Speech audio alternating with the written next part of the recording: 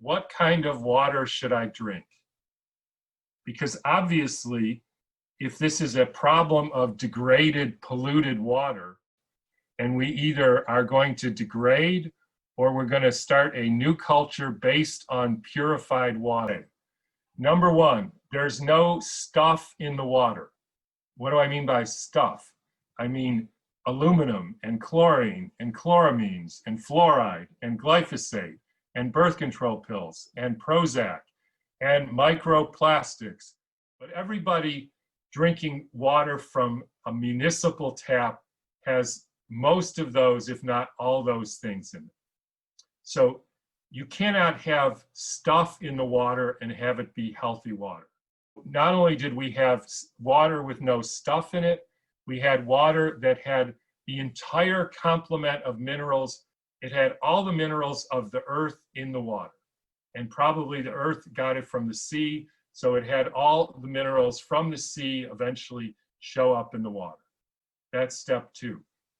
Step three is all of this water was moving, and so we had moving, structured, coherent, oxygenated water. That's what people drank. And now when we examine the sort of sacred waters like Lourdes and other places, we always find that they're oxygenated and structured.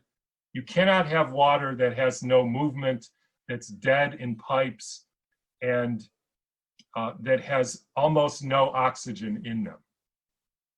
That is not healthy water.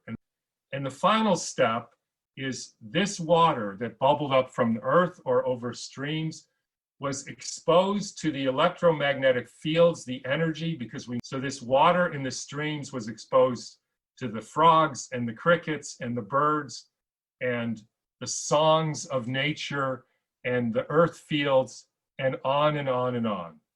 So in a sense, I like to describe it as the water was sung to, and that elevated the energy level of the water, and that is the 4 steps of assessing healthy water.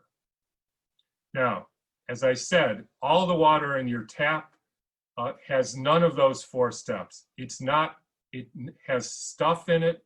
It doesn't have the right minerals in it. It has very low, if any, oxygen in it.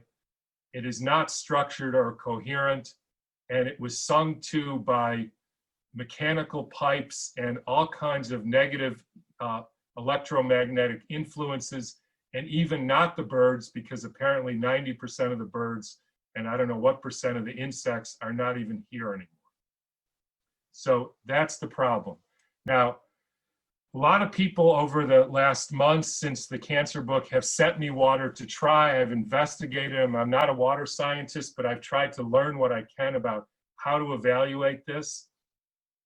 And at the end of the day, my conclusion is there's only one water that I know of that fulfills all these 4 aspects, and that's a water made by a company called Ophora Water.com. That's Ophora Water.com.